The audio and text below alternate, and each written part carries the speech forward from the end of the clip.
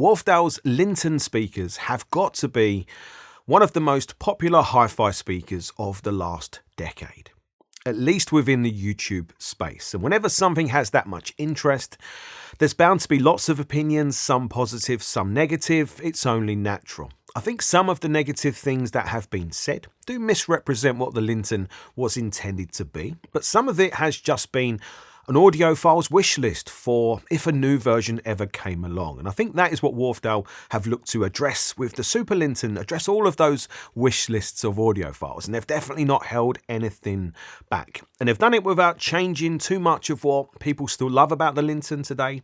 And they've done it without breaking your bank. I think that is very important. But while I can put all of that loveliness into its own little bubble, there is something different about the Super Linton that I am still questioning, my opinion of even now.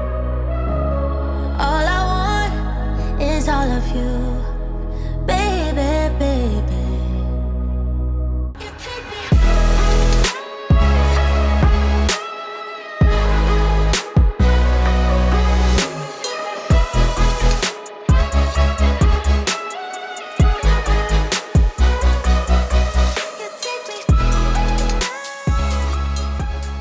I know there's going to be a huge amount of interest in how the Super Linton, or just Super for the video, compares to the normal Linton, or just Linton for the video. So I have both sets of speakers here, so I could compare them and talk to you about the differences. But I also wanted to look at some other things with the Super, such as placement in a room, such as different amplifiers, to hopefully give you some useful information if you're considering purchasing a set of Super Linton speakers. Because with a price tag of just under £2,000 with the stands, or £1,849 without the stands, these are likely to be a considered purchase for a lot of people, and rightly so. So why don't we start with what's new? Or maybe what is not, because if you are very familiar with the Linton, there is a lot that is similar here with the Super. They are a three-way rear-ported bass reflex speaker with a similar spec, 90 dB sensitivity, 6 ohm impedance, up to 200 watt power rating. And maybe you can tell which is which here if you know the speakers very well, but if you're new to them, can you tell them apart? It's not easy, is it? The two clues are in the size of speaker. The Super is slightly taller by 4 centimeters, and the position of the badge on the grille is moved to, I think, a better position central bottom. Other than that, these two speakers look very similar, don't they? Speaking of the cabinet, that is one of the changes or improvements. The cabinet is now a dual-layer fiberboard construction with a latex damping glue in between that Wharfedale say reduces resonances below audibility. But this is not an easy claim to test, but there is something that everybody can do at home. Play some bass-heavy music, very loud, and put your hand on the side of the Linton speaker, and you can feel a lot of pressure coming through the side wall. Do the same test with the Super Linton, the same music at the same volume or louder if you want to, and you'll feel about a third, maybe even less than a third of the same pressure coming through the side wall. So from that you can tell how much more effective the Super's cabinet is at reducing any sound pressure coming through the cabinet, so reducing the sonic coloration, sound coloration from the cabinet that you might hear. It's really quite an interesting test to do. And you can hear a clear difference between the speakers, with the Super sounding the clearer and faster of the two. With the grills off and side by side, you can see what looks like the same 200mm or 7.8 inch bass woofer because they share the same cone. However, the Super's larger cabinet, plus a better motor system for the driver, Wharfedale say, allows the speaker to deliver a deeper and more controlled, impactful bass. And again, you can hear a big difference in the bass delivery between these two speakers, especially in the clarity of bass notes.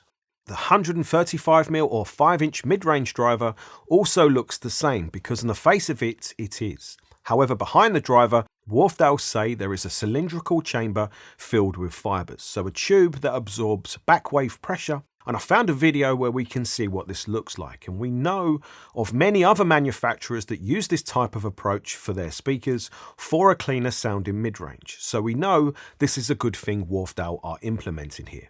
Where there is a more obvious visual difference is with the tweeter. The Super has a tweeter design that supposedly shares more in common with the tweeter from the top of the range Dovedale speaker, and that's an exciting thing for me. It's still a fabric dome, but with a rear chamber and a better motor system, and you'll definitely easily be able to hear a big difference in the treble delivery between the two Linton speakers.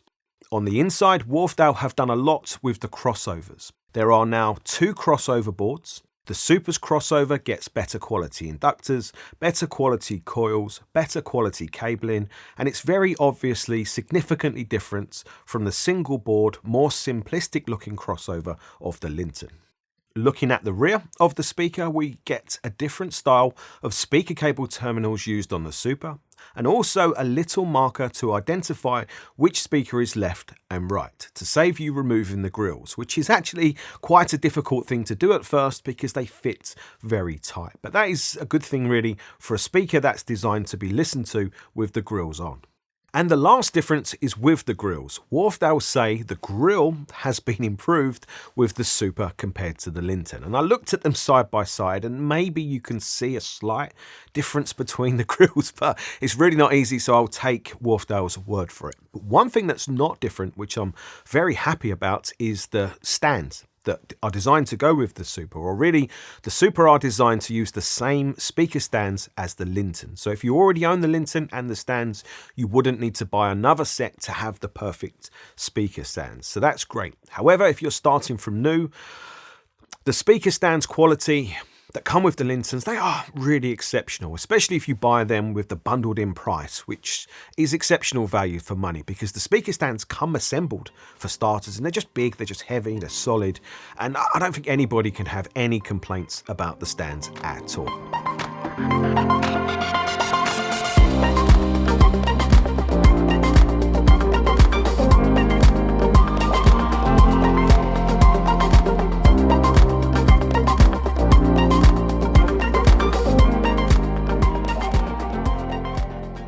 I want to talk about the Super's run-in or burn-in period, because normally speakers are sent to me fully run-in and they've had a life before I get to listen to them, which I actually prefer. But the Supers were pretty much brand new and the Lintons that were sent to me were brand new. So I got to have the straight out of the box listening experience with both. And the only reason I'm mentioning this is because that experience was totally different. I found the Supers needed about twice as long to settle down with their sound. And I'm saying this because the Supers are a very lively, energetic speaker. And at first, I found them to be very lively and energetic in the treble sibilance region. I found that quite distracting, but I am quite sensitive to that sound. But after about 30 hours as a guest, that really mellowed out. So the only reason I'm mentioning this is because if you buy these speakers from new and you experience something similar, just have some confidence that once you've played them enough, that will mellow out for you. And it's different to the Lintons. When you listen to the Lintons at first, they sound very kind of closed in, and that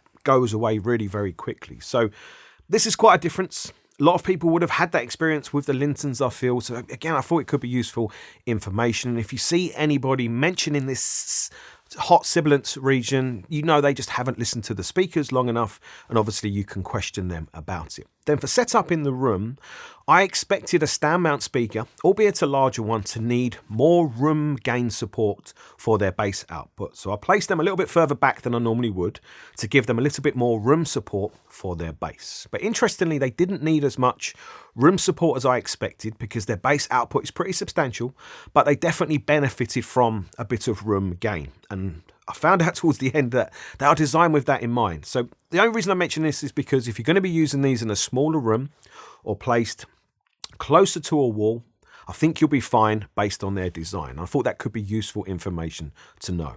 But once I had the Super set up and I'd played around with their towing a little bit and I was happy, I listened to them for a number of consecutive days, for 6 hours-ish a day, so long listening sessions. And I was massively surprised by the clarity of the Supers, but also their ability to create what I call a fully three-dimensional soundstage. So sounds that can be perceived well beyond the speakers, coming all the way out to me at the listening position with fantastic clarity of each of those layers throughout that three-dimensional soundstage. That's very, very impressive stuff for a speaker at this price. However, one negative that came along with that was the left to right imaging. At times, the sound felt like it was coming more directly from the speaker rather than from a space around the speaker, like other speakers can do and have done for me in this listening room. So while everything's fantastic with them for their transparency and clarity, maybe it's not perfect, but look, that's a really harsh criticism for a speaker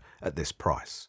And the bass was very impressive for being extended, but also very detailed, fast, and exceptionally articulate. And it can be quite punchy at times too, but I noticed it more in the deeper bass regions, like the Supers have been tuned with a little bit more bass extension in mind, rather than a bit more mid-pressure punch or feeling.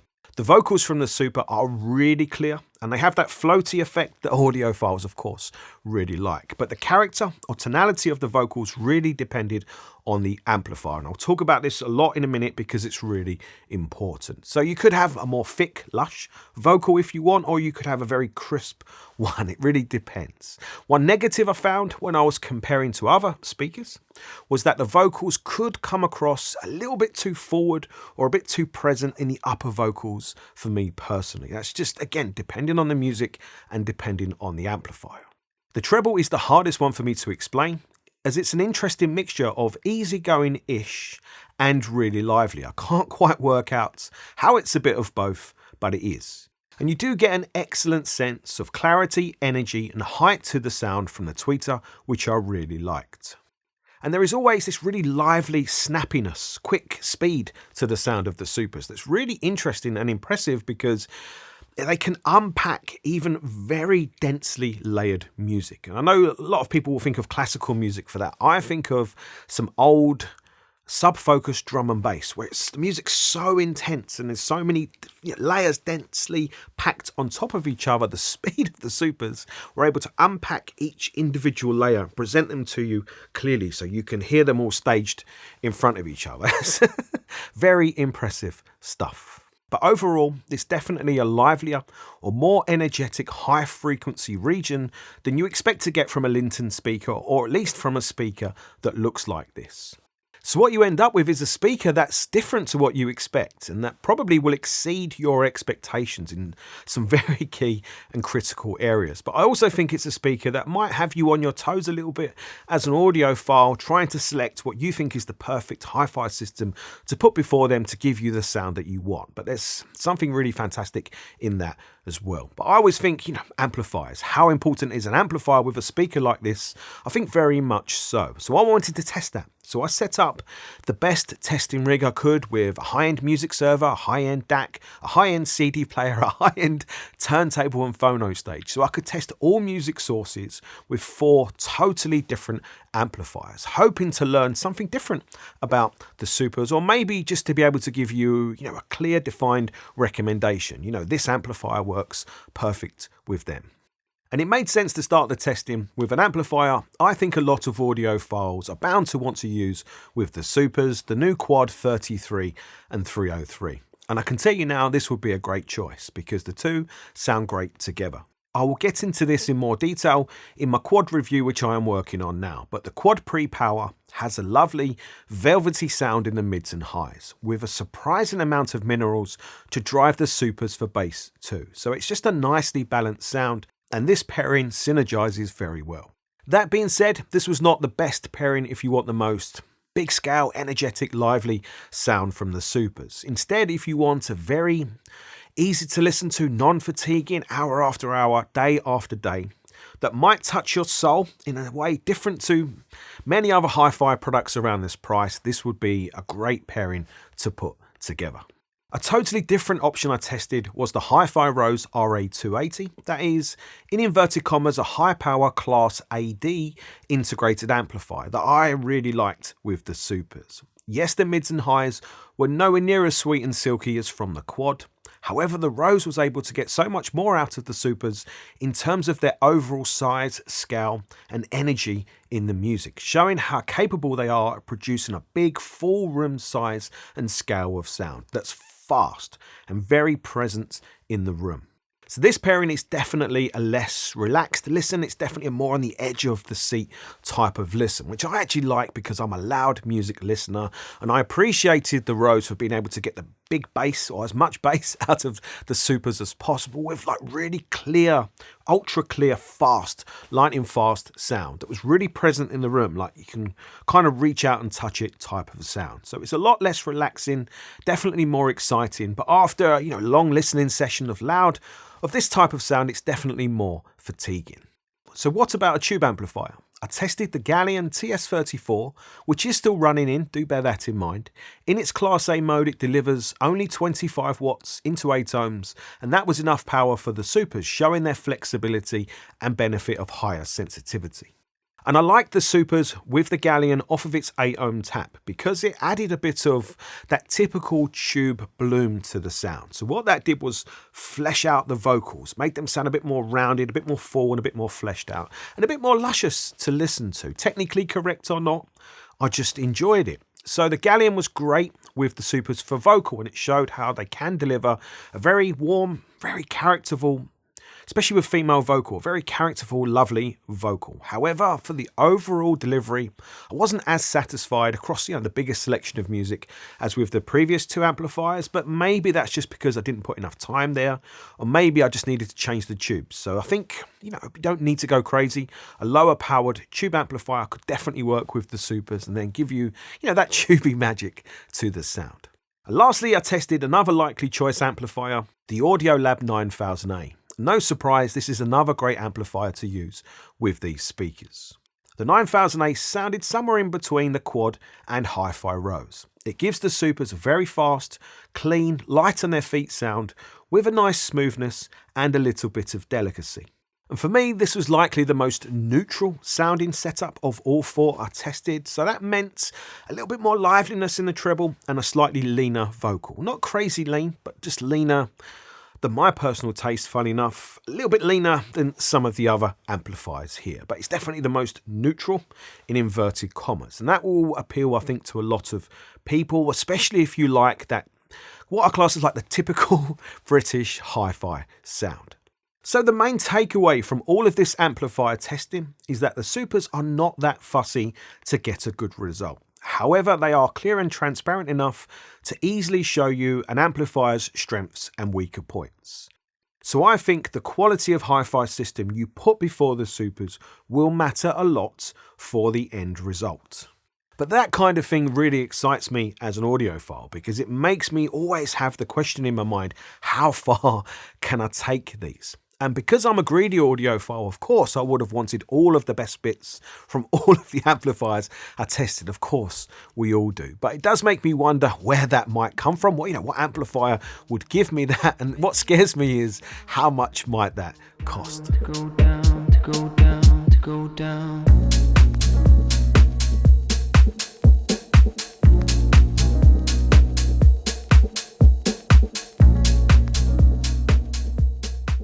Time for the main event of this review, the comparison with the Linton. And I reviewed the Linton back in July 2020, so it's been a long time since I've had a set here in my home in this listening room. And it's been fun to spend some more time with them, and it's obvious to me straight away why they have been so popular. Because yes, they are not perfect, but they are very easy speakers to set up, very easy speakers to listen to, and infinitely easy speakers to enjoy. So I don't care what anybody has said about them. I think they are fantastic speakers for the money.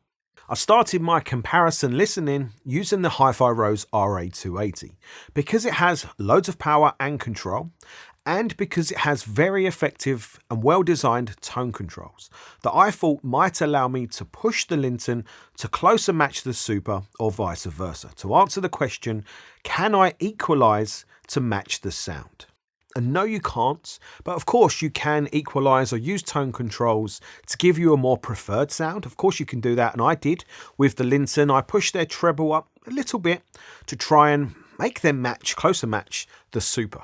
What I think the Linton gets just right is its overall balance of sound, like it's playing of its strengths to its weaknesses type of situation, because The mid bass, like the lower vocal mid bass region, I particularly like. And yes, I know it's a coloration, like there's a coloration being added to the sound, but it's done in such a pleasing way. And how that makes vocals just that little bit more easy to listen to, a little bit more warm and easy to listen to. And then yes, the treble is like a little bit muted down, but that has the same effect of just making music easy to listen to. So it's not perfect, but it's just an enjoyable listen, right? Switch the brain off, relax, and listen to music. I tested a hell of a lot of different music, and I wanted to just run through some of it to give you an insight. I'm just looking at the Hi-Fi Roast playlist. So there's some vocal, light and fluffy drum and bass there. We've got some Lady Blackbird, so that's big female jazz. Some Adele. We've got some Coal to Wall, which is big male gruff country music. We've got some audiophile stuff there. We've got some John Jan, which is very aggressive, attacking percussive guitar. There's some Metallica, some Tracy Chapman, some Real Tom's Vanna, which is beautiful music because it's music created just by vocalists. It's audiophile, but it's fantastic. There's some commercial dance in there. There's some heavy hitting hip hop, some more drum and bass, and just, some Melody Gardot, right? So a whole selection of music, very mainstream stuff, very eclectic. So I tested as much as I could. So going back to the Super Lintons, straight away you can hear all of the Linton's flaws being removed. The Super sound clearer, much faster, far more three-dimensional in terms of the soundstage, more crisp and precise with small details, and far more dynamic at the extremes, so the top and bottom of the sound, bass and treble. But in particular, the bass is infinitely clearer and definitely feels deeper and more substantial.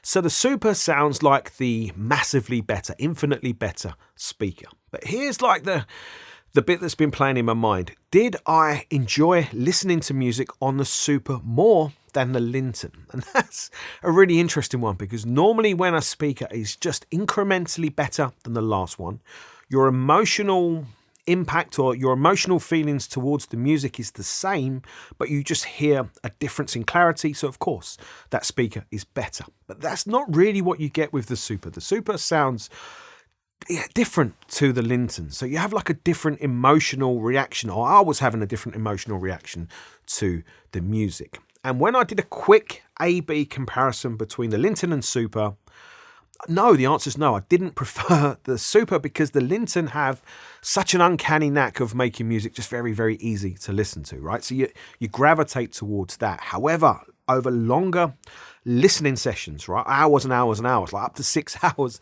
a day, because the flaws of the Linton are removed, the Super opens up the window onto the music much more. So what I think happens is you can have a different sound with the Super, and what you dictate the sound more with the Hi-Fi system. The Linton always seems to want to give you the same kind of sound, the same kind of character, lovely, pleasing, very enjoyable, whereas the Super can go different ways. You can make it soft and lush, or you can make it edge of the seat kind of stuff. So like, what did I enjoy more on the day? Was I enjoying just the speakers, or was I enjoying the type of music I was listening to, which is very varied, and then how the Hi-Fi system presented that music through the Super? And I know this doesn't make any sense. It's a little bit confusing because it's confusing to me too. But like, it's not kind of what you expect, right? You get a different listening experience from both speakers, and I like them both for those different reasons. So I changed the amplifier to the Quad 33303, as that had a great synergy with the Super, and I actually thought it wouldn't have such a great synergy with the Linton, and this would totally change my opinion and make my mind up. But again, the same thing is true here. The Super is technically the better speaker. It's faster, it's clearer, it's more open, it's more spacious. It doesn't suffer that same kind of congestion on the sound that you get from the Linton when you turn the volume up. However, there is just something I find intrinsically right about the balance of sound you get from the Linton. Even though it's not perfect, even though you can hear its flaws, just for switching the brain off and listening to music, it's bloody good. The Linton just ticks a lot of the right boxes for musical enjoyment. However, when I switch my brain on and I want more from the music, I want more soundstage, I want more to the sound, I want a more raw sound, or I want a more lush sound, the Super gives me the ability to change things up. So it's not been an easy one. So I pulled out my measurement microphone to do some measuring to see if I could see any, obvious differences for how the speakers were behaving in my room. And you are looking at the same graphs as me. which is an average of multiple points measured at and around the listening position with a minimal amount of smoothing. Or really you're looking at the speaker's power response in my fully acoustically treated listening room. This is only 500 Hz and up, because below that the room dominates the measurements, so that's misleading information. But I am not seeing a huge difference here. The Super is a little more extended in the treble before it rolls off. We can see that. Maybe it's a little bit smoother through the 1 to 3 kilohertz. But I was expecting to see more difference in the graphs based on what I was hearing. I really was, which is why this type of measurement is only, so useful, because it doesn't tell you everything that you hear. It doesn't tell you anything at all, really, for the differences that I've been hearing. So I introduced a third speaker to help me see the wood through the trees, my Mission 770, that are twice the price, two-way stand mounts that you might expect to walk all over the Super, but really they don't. And it was this comparison that hit home to me the true essence of the Super and their real value proposition. Because listening to the Mission, they now sounded very laboured in terms of clarity, dynamics, speed, liveliness, and soundstage. The Super sound the much faster and clearer of the two, and that to me was really very shocking. And yes, I know from experience of owning the Missions for a few years now, they do wake up better on the end of a more lively dynamic amplifier, but I thought I had that in the HiFi Rose RA280. So I think what I was hearing was just the differences in the designs and how far Wharfedale have taken the Super in terms of clarity, speed and liveliness. Really quite a long way. However, this comparison also showed to me what I'd been thinking was maybe their pros and their cons. So the big pro is that speed, that liveliness and the clarity and the bass, especially the bass and the 3D soundstage. That was all better than the Missions, but the Missions have like a smoother tops of vocals and a little bit more full and fleshed out bottom of vocals. So I found the vocal delivery from the Mission was nicer, much more nice and maybe more natural. It's a hard one to quantify, but I certainly enjoyed the vocals more. Like for like, side by side, I enjoyed them more from the Missions than the Supers. But apart from that, the Supers were killing it really, especially in the bass, especially in the speed, especially in the lively and in the clarity. However, I did find that clarity rides a very fine line between being really clear and fast and lively and sounding too forward. Like when you compare to the Missions, they're never forward. They're always more relaxed, whereas the Super's riding that fine line edge. A little bit too fine for me sometimes, I think because I'm a loud volume listener. Comes all the way back to what I said before. The hi-fi system you put before them and how you set them up, of course, is really going to matter. So to sum up my exceptionally long review, I think Wharfedale just really nailed it with the Lintons that we all know, the 85th Anniversary Linton. It's an imperfectly perfect speaker that's just balanced great. And then how do you go better than that? Well, I suppose you have to make a faster, clearer, more dynamic at the top and bottom, very much obviously livelier sounding speaker that is likely answering all of the critics. So if you are one of those critics who wanted a supercharged version of a Linton, Wharfedale have not held anything back here at all. And I do see it as a serious achievement to take the Linton speaker that we all know and make it like this Super version, because it is definitely worthy of the mantle of Super in terms of like the speed and the liveliness and the bass, the way the bass comes through. So Wharfedale have really done something here, but it's just not what I expected at all. It's like it's evoking different emotions in me listening to them than what I expected. And that's the bit that's got me kind of twisted in my mind how I feel about them. And it's not what I feel about them doesn't really matter. But I do wonder if this new type of speaker delivery for this ilk, this kind of classic retro looking speaker, whether this new very fast, very clear, very lively version of that will set a new standard for other, manufacturers to follow, like the original Linton did, because it's different. Like it's a different way to listen to music, like I said. But the big benefit of it is, you can take it whichever way you want. You can make it soft and squidgy if you want to, or you can make it edge of the seat, clear, fast, crisp if you want to either. And I don't think the original Linton 85th Anniversary gives you that flexibility, nothing like what the Super does. So that's its superpower, its ability for you to change it to be exactly more how you want it. So I hope that's been helpful. I hope that's been useful. I've tried to pack as much into this review for you as possible. I'm sure it won't be enough for everybody, but hopefully there's been something useful in it for you to take away. If you've enjoyed the video, hit the thumbs up and subscribe to the channel for more.